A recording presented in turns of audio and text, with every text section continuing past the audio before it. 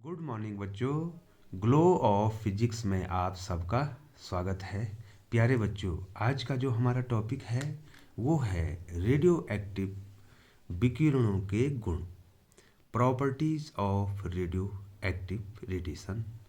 बच्चों, इससे पहले वाली जो वीडियो मैंने आपको बनाई थी बच्चों, उसमें मैंने जो है आपको रेडियो एक्टिव पदार्थों के बारे में बताया था।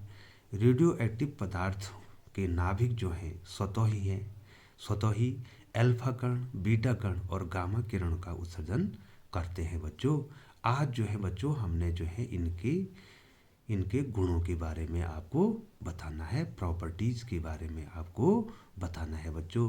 तो बच्चों सबसे पहले बच्चों आता है अल्फा कण। ठीक है बच्चों, अल्फा कण।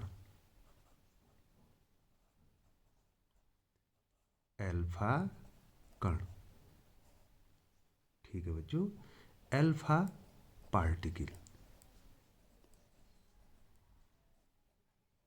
अल्फा पार्टिकल्स, ये आपको सबसे पहले हमें आपको बताना है। ठीक है बच्चों। तो बच्चों जो ये अल्फा पार्टिकल है, ये जो अल्फा पार्टिकल है ये हीलियम का नाभिक होता है, बहुत ही महत्वपूर्ण है बच्चों।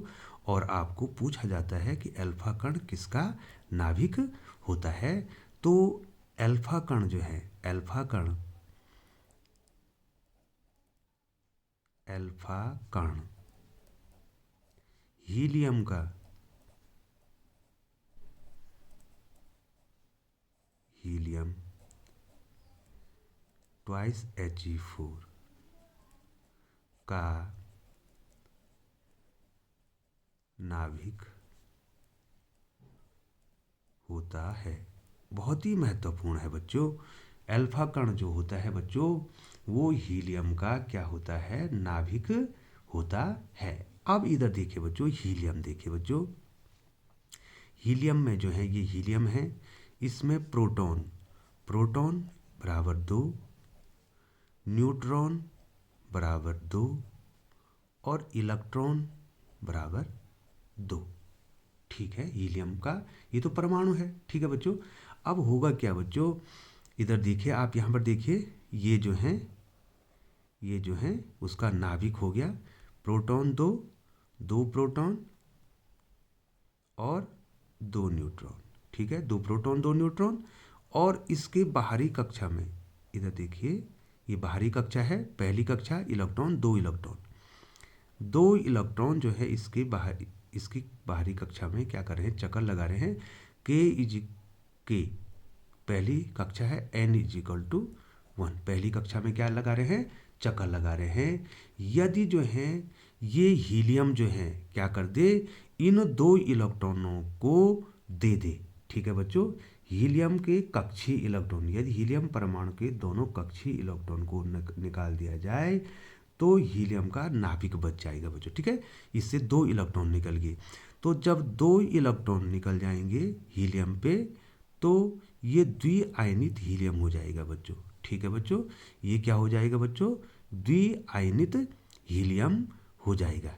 ठीक है बच्चों, क्या हो जाएगा, द्विआयनित हीलियम हो जाएगा। क्या कहेंगे बच्चों इसको कहेंगे बच्चों आप द्विआयनित हीलियम। ठीक है बच्चों, क्या कहेंगे, द्विआयनित द्विआयनित हीलियम, आयनित हीलियम। ठीक है बच्चों, इसको आप अब द्विआयनित हीलियम कहेंगे। ठीक है, और इसका जो नाभिक बचेगा बच्चों, इसका जो नाभिक बचेगा अब जो है क्या हो जाएगा, इसके जो है ये कक्षा तो समाप्त होगी, 2 इलेक्ट्रॉन इसने दे दिए। ठीक है, 2 इलेक्ट्रॉन दे दिए इसने, तो ये 2 इलेक्ट्रॉन हो गए। और 2 इलेक्ट्रॉन जब देगा तो इसके नाभिक पे जो है क्या हो जाएगा बच्चों, 2 इलेक्ट्रॉनों के बराबर क्या आ जाएगा, धनावेश आ जाएगा। ये देखिए +2e, इस पे क्या आ जाएगा, धनावेश आ जाएगा। और इसी को आप कहते हैं अल्फा कण। ठीक है बच्चों, ये द्विआयनित जो हीलियम है, ठीक है, इसी को आप अल्फा कण कहेंगे। और ये किसका नाभिक है, ये किसका नाभिक है बच्चों? हीलियम का नाभिक। ये किसका नाभिक है? ये नाभिक किसका है? ये नाभिक है हीलियम का नाभिक। हीलियम का नाभिक। ठीक है बच्चों। अब कितने प्रोटॉन हैं इसमें? कितने प्रोटॉन हैं बच्चों इसमें? इसमें 2 प्रोटॉन। तो अल्फा कण, अल्फा कण पर आवेश कितना हो गया बच्चों? अल्फा कण पर आवेश कितना हो गया? 2 प्रोटॉनों के आवेश के बराबर। ठीक है बच्चों, 2 + 2e + 2e। ठीक है बच्चों, तो कितना हो जाएगा? प्लस और एक प्रोटॉन का आवेश 1.6 × 10⁻⁻19 कूलम। ठीक है बच्चों, और इसको अगर 2 से मल्टीप्लाई कर देंगे, इसको अगर 2 से मल्टीप्लाई कर देंगे तो कितना हो जाएगा बच्चों? कितना आवेश आ गया इस पे? अल्फा कण पे 3.2 × 10⁻⁻19 कूलम। ठीक है बच्चों, इतना आवेश इस पे आ जाएगा अल्फा कण। अल्फा कण का क्या बता दिया बच्चों मैंने? अल्फा कण का क्या बता दिया हमने?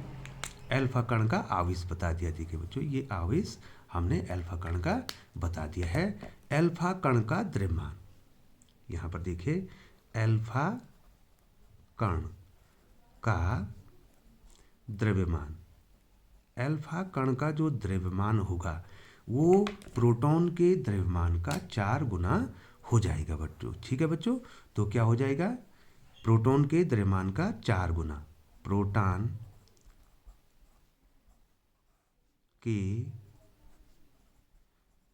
द्रव्यमान का 4 गुना। ठीक है बच्चों, क्या हो जाएगा? प्रोटॉन के द्रव्यमान का 4 गुना हो जाएगा अल्फा कण का द्रव्यमान। ठीक है बच्चों, तो ये कितना हो जाएगा? 4 × एक प्रोटॉन का द्रव्यमान होता है 1.67 × 10⁻⁻27 kg। ठीक है बच्चों, और अप्रॉक्स जो है इसको अगर हम मल्टीप्लाई करेंगे तो लगभग आ जाएगा 6.645। ठीक है बच्चों, × 10⁻⁻27 kg। तो बच्चों हमने सबसे पहले आपको अल्फा कण बता दिया कि ये हीलियम का नाभिक होता है और इस पे जो है क्या होता है? प्रोटॉन के आवेश का 2 गुना आवेश और प्रोटॉन के द्रव्यमान का 4 गुना क्या होता है बच्चों? इसका क्या होता है? द्रव्यमान होता है बच्चों। ठीक है बच्चों, अब इसके गुण क्या है? ठीक है बच्चों, आपको जो है शॉर्ट जो है इसके गुण के बारे में बताते हैं। अल्फा कण के गुण क्या हैं? अल्फा कण के गुण। ठीक है बच्चों, अल्फा कण के गुण क्या है, इसकी प्रॉपर्टीज क्या है, ये आपको जानना है बच्चों। ठीक है बच्चों, तो सबसे पहले तो वो लिखना नहीं है बच्चों मुझे। अल्फा कण पर क्या होता है? क्या होता है? धनावेश होता है बच्चों। ठीक है, अल्फा कण पर क्या होता है? धनावेश होता है। और दूसरा, पहला पॉइंट तो वैसे मौखिक हो गया बच्चों, अल्फा कण पर धनावेश होता है। ये क्या होता है बच्चों? विद्युत तथा चुंबकीय क्षेत्र में विक्षेपित होता है। ये तो पहले ही आपको आता है। ठीक है बच्चों, कहाँ विक्षेपित होता है? विद्युत तथा चुंबकीय क्षेत्र में, विद्युत तथा चुंबकीय क्षेत्र में, विद्युत तथा चुंबकीय क्षेत्र में विक्षेपित होता है, विक्षेपित होता है। ठीक है बच्चों, आवेश होने के कारण ये विद्युत और चुंबकीय क्षेत्र में क्या होता है? विक्षेपित होता है बच्चों। ठीक है बच्चों, और इसका जो विक्षेपण है बच्चों, ठीक है, ये जो है अल्फा कण का जो विक्षेपण है, ठीक है, वो बीटा से क्या होता है बच्चों? कम होता है बच्चों। ठीक है, इसका विक्षेपण क्या होता है? मतलब ये वैद्युत क्षेत्र तथा चुंबकीय क्षेत्र में जितना डिफ्लेक्शन बीटा में आता है उतना डिफ्लेक्शन इसमें नहीं आता, ये कम विक्षेपित होता है बच्चों। तो ठीक है बच्चों, इसको लिख दें। हाँ, इसका विक्षेपण किसमें? विद्युत तथा चुंबकीय क्षेत्र में, विद्युत तथा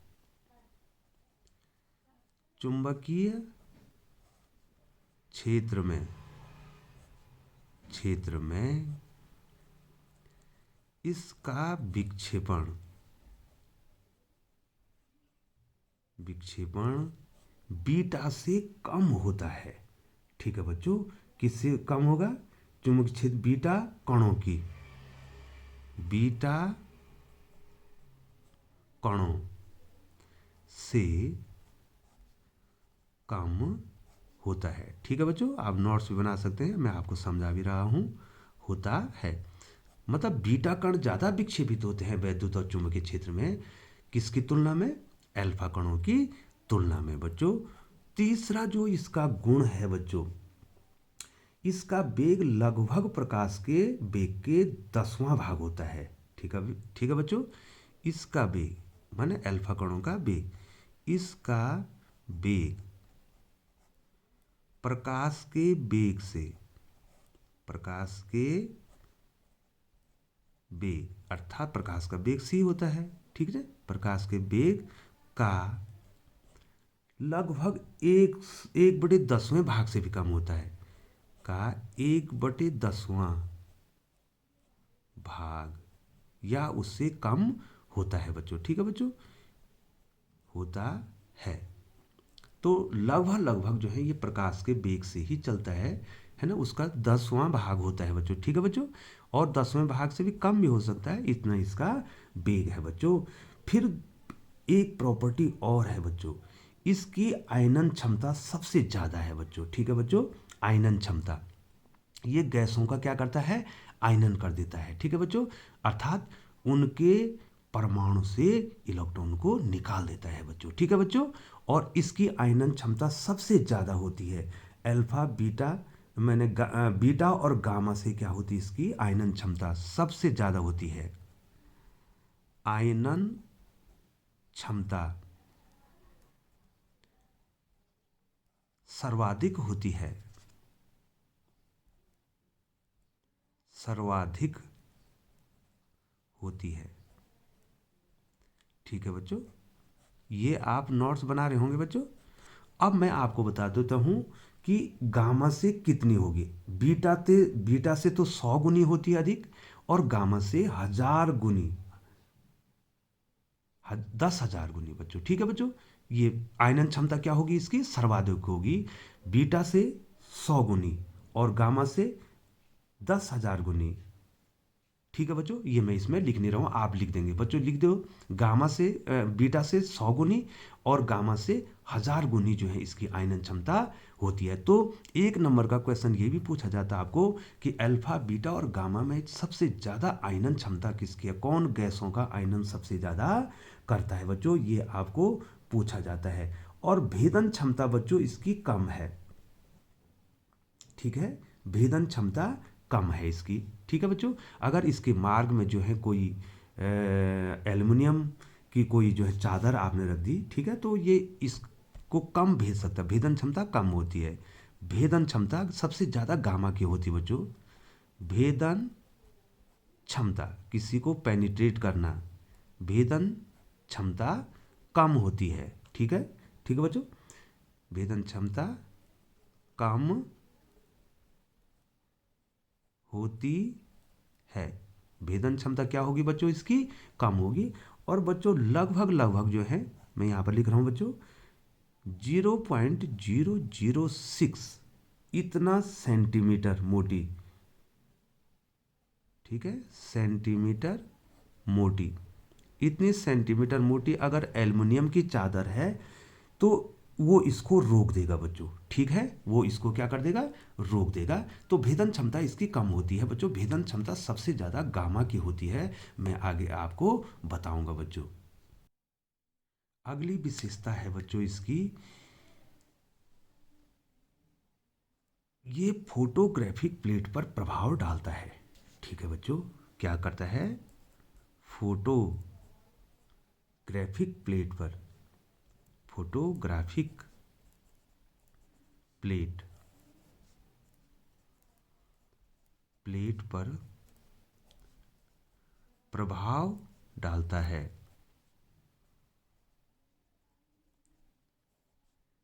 किस पे डालेगा? फोटोग्राफिक जो प्लेट होगी बच्चों, उस पे क्या करेगा? ये अपना प्रभाव डालेगा फोटोग्राफिक प्लेट पे। ठीक है बच्चों। और बच्चों इसके बाद जो है, ये जो है शरीर की मांसपेशियों को भी जला सकता है बच्चों। ठीक है, अत्यंत हानिकारक होता है बच्चों। ठीक है बच्चों। और ये ऊष्मीय प्रभाव भी प्रदर्शित करता है। इसके अन्य छोटे छोटे और गुण हैं बच्चों, वो जो है आप पढ़ लेंगे। मुख्य मुख्य गुणों को मैंने आपको बता दिया है बच्चों। और बच्चों अब जो है दूसरा पार्टिकल आता है, जो नाभिकीय पार्टिकल है बच्चों। ठीक है, नाभिक से निकलने वाला है। ठीक है बच्चों। अब आता है बीटा कण। बीटा कण, बीटा पार्टिकल।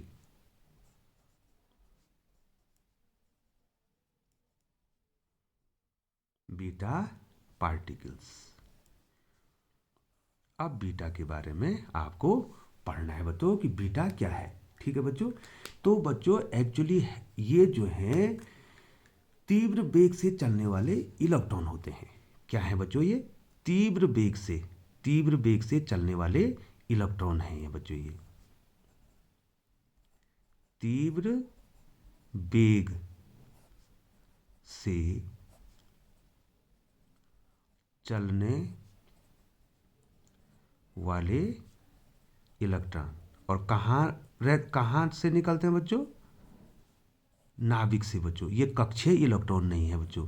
ये जो कक्षीय इलेक्ट्रॉन है ये कक्षाओं में नहीं रहते हैं। ये नाभिक से निकलने वाले इलेक्ट्रॉन है, तीव्र वेग से चलने वाले इलेक्ट्रॉन है। कहाँ से निकलेंगे बच्चों? कहाँ से निकलेंगे ये देखिए बच्चों, नाभिक से, नाभिक से निकलने वाले क्या है? ये इलेक्ट्रॉन है। ठीक है, इस प्रकार से इसको बनाया जाता है बच्चों। ठीक है बच्चों। बीटा कण कहाँ से निकलता है बच्चों? नाभिक से निकलने वाले क्या है? तीव्र इलेक्ट्रॉन है बच्चों। ठीक है बच्चों। और ये मैंने आपको बता दिया कि ये जो है नाभिक से निकलने वाले, ये कक्षीय इलेक्ट्रॉन नहीं है बच्चों। ये नाभिक से निकलने वाले इलेक्ट्रॉन है। ये नाभिकीय जो है, नाभिकीय गुण है। जो रेडियो एक्टिविटी है वो नाभिकीय गुण है बच्चों। ठीक है, नाभिक से निकलने वाले हैं बच्चों। ठीक है बच्चों। और आवेश, इस पे जो आवेश होगा बीटा कण पर इलेक्ट्रॉन के बराबर आवेश होगा। बट पर आवेश बराबर कितना हो जाएगा? -1.6 10⁻⁻19 कूलम।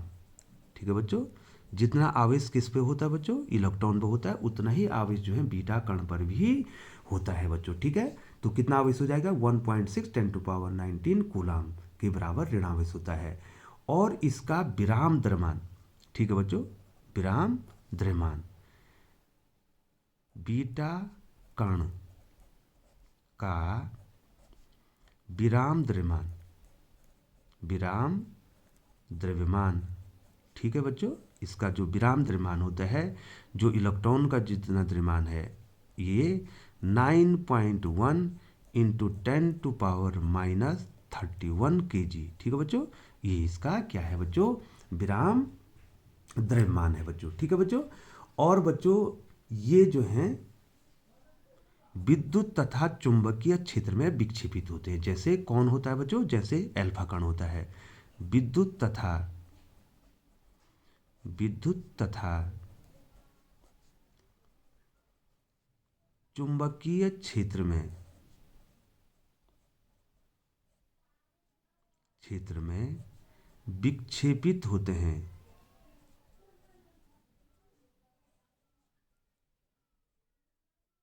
लेकिन किससे अधिक? सबसे ज़्यादा विक्षेपित होंगे। ये अल्फा कणों से भी ज़्यादा विक्षेपित होंगे बच्चों। ठीक है बच्चों। तो वैद्युत और चुंबकीय क्षेत्र में क्या होंगे बच्चों? ये विक्षेपित होंगे। और इनका विक्षेपण जो है वो अल्फा कणों से क्या होगा? अधिक होगा। तो ये साबित क्या करता है कि ये अल्फा कणों से क्या है? हल्के हैं बच्चों। ठीक है बच्चों। ये अल्फा कणों से क्या है? हल्के हैं। ये तो आपको वैसे भी पता चल गया बच्चों, इसका द्रव्यमान कितना कम है इलेक्ट्रॉन के बराबर, और उसका प्रोटॉन का द्रव्यमान है। ठीक है बच्चों। तो जो बीटा है वो हल्का कण है, इसलिए वो विद्युत तथा चुंबकीय क्षेत्र में ज़्यादा विक्षेपित हो रहा है। ठीक है बच्चों, और इसकी जो भेदन क्षमता है वो अल्फा से 100 गुनी अधिक है बच्चों। भेदन क्षमता, भेदन क्षमता अल्फा कणों से, अल्फा कणों से 100 गुनी अधिक है। ठीक है बच्चों, और सबसे ज़्यादा भेदन क्षमता किसकी होती है बच्चों, एक बार फिर बता रहे हैं, गामा की, जो मैं लास्ट में बताऊंगा बच्चों। और भेदन क्षमता सबसे कम होती है अल्फा की बच्चों। ठीक है, तो इसकी भेदन क्षमता कितनी होगी, उससे कितनी होगी, 100 गुनी अधिक होगी। 1 मिलीमीटर चादर को भी ये पार कर सकता है बच्चों। ठीक है बच्चों, और अगला जो पॉइंट है, जो मुख्य पॉइंट है, गैसों का आयनीकरण करती है बच्चों। गैसों का आयनन करती है, आयनीकरण करती। ठीक है बच्चों, ये गैसों का आयनन भी कर देती है बच्चों। ठीक है, और फोटोग्राफिक प्लेट पर भी क्या डालती है, प्रभाव डालती है बच्चों। ये आपको जान लेना बच्चों। मैं सारे इसमें लिख नहीं पाऊंगा बच्चों, मैं आपको मुख्य मुख्य डिस्कस करूंगा। ठीक है, फोटोग्राफिक प्लेट पर भी ये प्रभाव डालती है बच्चों। अब जो है हमने निकालना है बीटा का गतिक द्रव्यमान। ठीक है बच्चों, बहुत ही महत्वपूर्ण है बीटा का गतिक द्रव्यमान। बीटा कण का गतिक द्रव्यमान, बीटा कण का गतिक द्रव्यमान। ठीक है बच्चों, रेस्ट मास तो आपने पढ़ दिया है बच्चों। बीटा का जो रेस्ट मास होता है वो तो इलेक्ट्रॉन के द्रव्यमान के बराबर होता है बच्चों। ठीक है बच्चों, 9.1 ये लिखा है तो बच्चों यहाँ पे रेस्ट मास जो है इलेक्ट्रॉन के द्रव्यमान के बराबर होगा। लेकिन इसका क्या होगा, जो गतिक द्रव्यमान होगा बच्चों, इधर देखिए, अब आइंस्टीन के सापेक्षता सिद्धांत पे हमें जाना पड़ेगा बच्चों। ठीक है बच्चों, ये देखिए बच्चों, ये इलेक्ट्रॉन है, ये बीटा कण है। ठीक है बच्चों, इसका जो है रेस्ट मास 0 है। रेस्ट मास, सॉरी बच्चों, सॉरी, इसका रेस्ट मास कितना बताया, 9.1 इंटू 10⁻31। ठीक है बच्चों, ठीक है बच्चों, इससे पहले मैंने जो गलती से जो है बोल दिया कि रेस्ट मास 0 है बच्चों, वो फोटोन का होता है।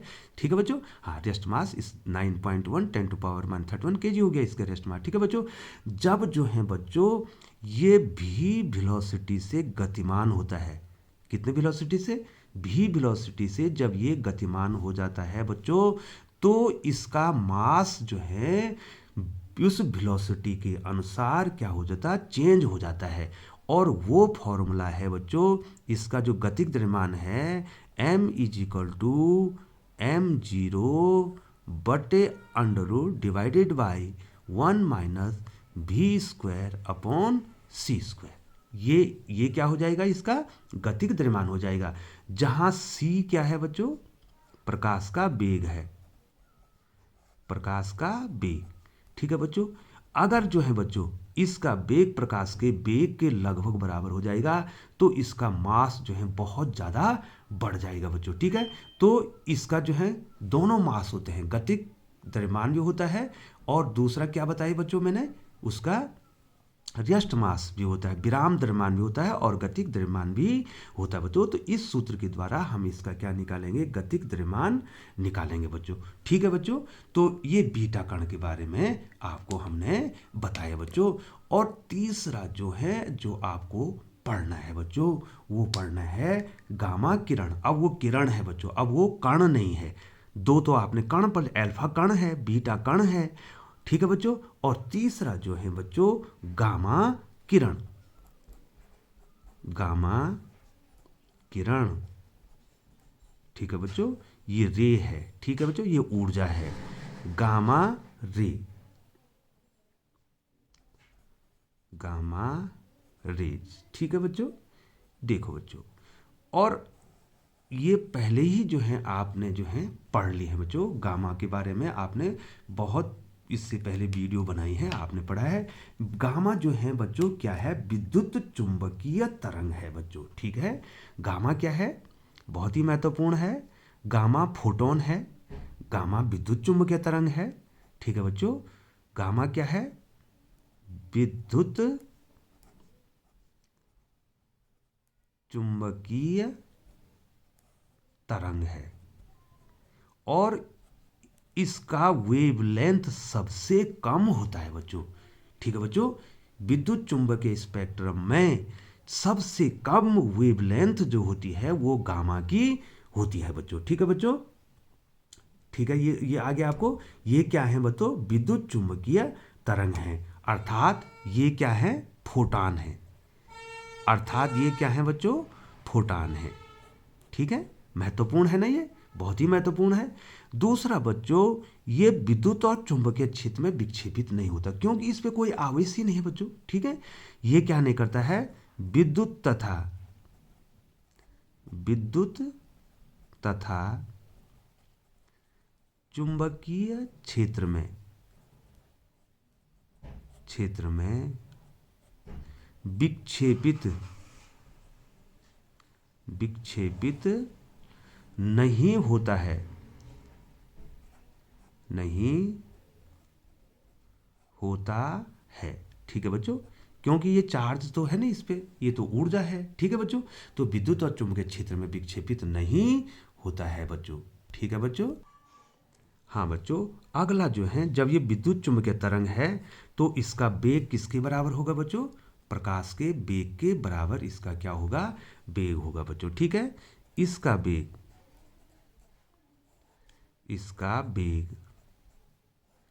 c बराबर 3 × 10⁸ मीटर प्रति सेकंड होगा। ठीक है बच्चों, अर्थात प्रकाश का वेग होगा बच्चों।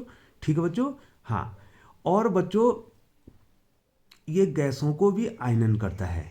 ठीक है बच्चों, लेकिन अल्फा और बीटा की तुलना में बहुत कम करता है बच्चों। उसको मैं लिख नहीं रहा हूँ बच्चों। ये गैसों का भी क्या करता है, आयनन करता है, लेकिन जो है बच्चों अल्फा और बीटा की तुलना में इसकी आयनन क्षमता बहुत कम होती है बच्चों। सबसे ज़्यादा अल्फा की होती है। ठीक है बच्चों, इसको जो है इसको आप नोट कर देंगे। ये मैंने आपको कह दिया, इसकी आयनन क्षमता क्या होती है, सबसे कम होती है। लेकिन अगला पॉइंट जो कि आपको परीक्षा में पूछा जाता है बच्चों, इसकी भेदन क्षमता सबसे ज़्यादा होती है। ठीक है बच्चों, इसकी भेदन क्षमता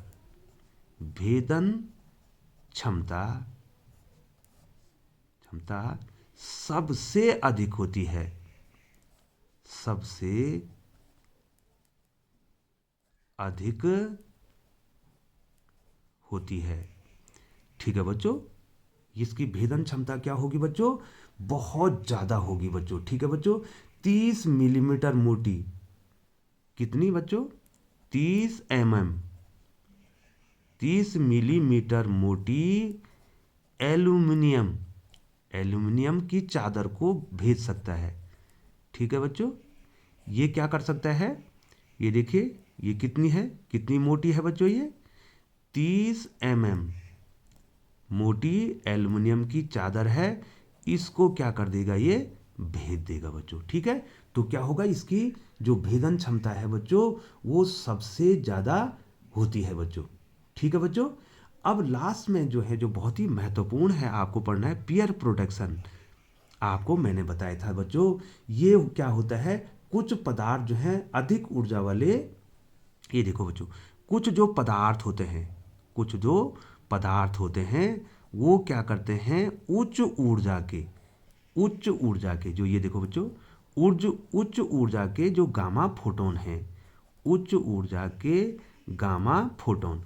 और बच्चों ऊर्जा कितनी होनी चाहिए उसकी, ये आपको युग्म उत्पादन में मैंने बताया था, 1.02 मिलियन इलेक्ट्रॉन वोल्ट से अधिक अगर ऊर्जा है। ठीक है बच्चों, अगर जिन गामा फोटोन की ऊर्जा 1.02 मिलियन इलेक्ट्रॉन वोल्ट से ज़्यादा होती है तो कुछ पदार्थ जो है क्या करते हैं, इसको अवशोषित कर देते हैं बच्चों। इसको क्या कर देते हैं, एब्जॉर्ब कर देते हैं, अवशोषित कर देते हैं। लेकिन ध्यान रहे कैसे फोटोनों को अवशोषित करेंगे, जिनकी ऊर्जा 1.02 मिलियन इलेक्ट्रॉन वोल्ट से अधिक होगी उसको एब्जॉर्ब कर देंगे। और जो है क्या हो जाएगा बच्चों, ये फोटोन अपना अस्तित्व खो देगा और ये जो है 2 पार्टिकल बना देगा बच्चों। ठीक है बच्चों, ये युग्म उत्पादन बता रहा हूं मैं, क्या होगा, ये गामा क्या करेगा, गामा क्या है बच्चों, गामा क्या है, ऊर्जा है बच्चों, h न्यू, ये देखो फोटोन है, ये क्या है बच्चों, फोटोन है। गामा क्या है बच्चों, फोटोन है। तो इसकी ऊर्जा कितनी होगी बच्चों, एच न्यू होगी। तो जैसे जो है किसी पदार्थ, लेकिन ऊर्जा क्या होनी चाहिए, 1.02 मिलियन वोल्ट से अधिक होनी चाहिए। ऐसे फोटोनों को पदार्थ क्या कर देता है, एब्जॉर्ब कर देता है। और ये फोटोन अपनी ऊर्जा, जो फोटोन की ऊर्जा है, ये जो मास है, ये जो एनर्जी है, ये मास में कन्वर्ट हो जाती है बच्चों। ठीक है बच्चों, मास जो एनर्जी है वो मास में कन्वर्ट हो जाती है। देखो बच्चों, एच न्यू, ये फोटोन है। इधर देखिए बच्चों, ध्यान दीजिए, बहुत ही महत्वपूर्ण है, आपको फिर आ जाएगा। ये एच न्यू, ये क्या है बच्चों, ये फोटान है। ये क्या है, गामा फोटान है।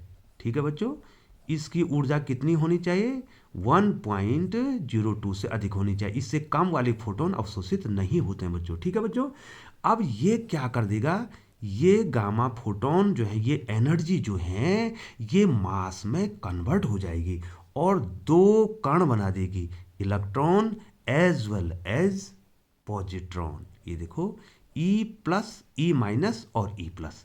तो देखो बच्चों, यहाँ एनर्जी है और यहाँ क्या हो गया, ये मास में कन्वर्ट हो गया। ठीक है बच्चों, तो यहाँ पर आइंस्टीन का E=mc² भी प्रूफ हो जाता है बच्चों। ठीक है बच्चों, ये देखो, तो ये क्या है बच्चों, इलेक्ट्रॉन। ये क्या है, इलेक्ट्रॉन। ठीक है, और ये क्या है बच्चों, पॉजिट्रॉन। ये क्या है, पॉजिट्रॉन, पॉजिट्रॉन। ठीक है बच्चों, आप इंग्लिश में भी लिखने की कोशिश करो बच्चों, इसमें इतना आपको यहाँ पर लिख नहीं पाएंगे। ठीक है बच्चों, तो बच्चों यहाँ पर क्या हो गया, ये गामा फोटोन जो हैं, ये जो एनर्जी है, ये क्या है बच्चों, ये क्या है, ये एनर्जी है। ये क्या है बच्चों, ये एनर्जी, ऊर्जा है। ठीक है बच्चों, ऊर्जा। ई, ये एनर्जी है और ये किस में कन्वर्ट होगी बच्चों, ये दोनों क्या हैं, मास हैं। ये दोनों क्या हैं, कण हैं। कण का मतलब क्या हो गया बच्चों, इनका क्या है, द्रव्यमान है। तो एनर्जी किस में कन्वर्ट होगी, मास में कन्वर्ट होगी। और यही जो है क्या है, आइंस्टीन का द्रव्यमान ऊर्जा समीकरण है बच्चों। तो ठीक है बच्चों, और इस क्रिया को, ये जो क्रिया यहाँ पर हो रही है बच्चों, जो फोटोन है वो क्या हो रहा है, इलेक्ट्रॉन और पॉजिट्रॉन में जब बदल रहा है, इस क्रिया को हमने कहा था युग्म उत्पादन। और बच्चों, इसकी सेपरेट वीडियो भी बनाई है मैंने आपको। इस क्रिया को कहते हैं, जब एक गामा फोटोन की ऊर्जा इलेक्ट्रॉन और पॉजिट्रॉन में बदल जाती है, तो इस क्रिया को युग्म उत्पादन कहते हैं, पेयर प्रोडक्शन कहते हैं। ठीक है बच्चों, पेयर प्रोडक्शन क्या कहते हैं बच्चों, पेयर प्रोडक्शन इसको कहते हैं बच्चों। तो ठीक है बच्चों, तो बहुत बहुत धन्यवाद बच्चों, आपने अल्फा, बीटा और गामा के बारे में पढ़ा बच्चों। और आप इसी प्रकार से जो है बच्चों चैनल पर बने रहें। यदि आपको वीडियो अच्छी लगती है तो बच्चों आप चैनल को सब्सक्राइब करें और लाइक करें।